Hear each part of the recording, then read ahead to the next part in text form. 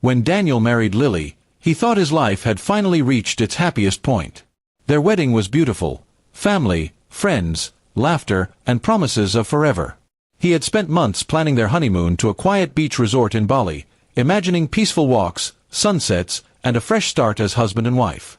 For him, it wasn't just a trip, it was the beginning of their new life together.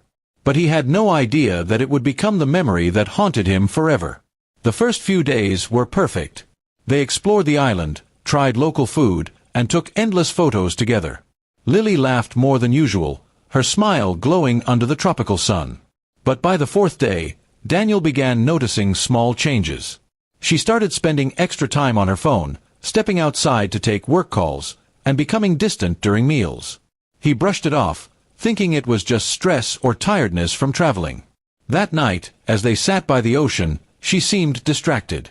Daniel reached for her hand, but she quickly pulled it away when a message popped up on her screen.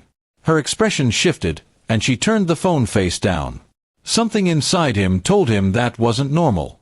Later, when she fell asleep, he quietly picked up her phone, his heart pounding in his chest. What he saw made his world collapse. There were messages, intimate ones, with a man named Ryan. They weren't just flirty, they were full of confessions and memories. The most painful part was realizing she had been texting him even during their wedding day. Daniel sat there in silence, staring at the screen, the sound of the waves mocking him. His wife, the woman who promised to love him forever, had been emotionally and physically with someone else. The next morning, he didn't confront her right away. Instead, he decided to watch how far she would go. He acted normal, asked about her plans for the day, and she replied that she was going to the spa. After she left, he followed her quietly. To his horror, she didn't go to the spa. She went to a cafe and met Ryan, who had apparently flown in to surprise her. Daniel's chest tightened as he watched them hug and sit closely, completely unaware that her husband was standing just a few feet away. He didn't make a scene. He took photos, videos, and every bit of proof he needed. Then he quietly returned to their hotel room and began packing his things. When Lily returned, pretending nothing had happened, he was sitting on the edge of the bed, waiting. The calmness in his voice surprised even him as he said, "I hope the coffee with Ryan was good." Her face turned pale instantly.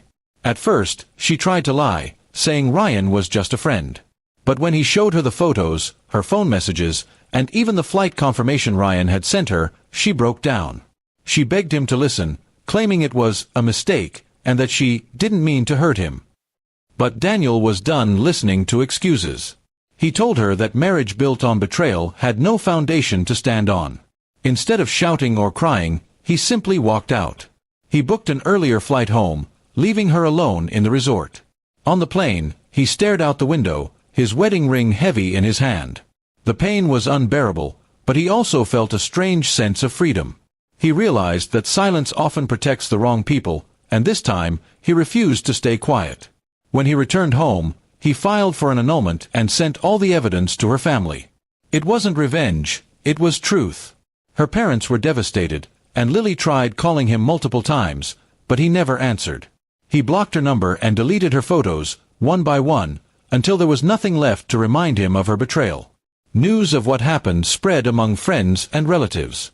Some blamed him for being too harsh, while others admired his strength. Daniel didn't care about opinions anymore. He had been humiliated, but he handled it with dignity. The silence he broke wasn't out of anger, it was out of respect for himself. Months passed, and Daniel began rebuilding his life. He focused on his work, traveled alone, and found comfort in solitude.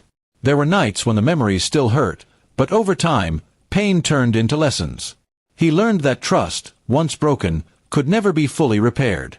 One evening, while walking along a quiet beach, ironically similar to the one from his honeymoon, he realized something.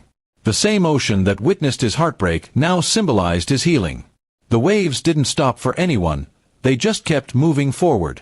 And so would he. Years later, when someone asked him if he ever regretted not forgiving her, he smiled softly and said, "Forgiving her would have been easy.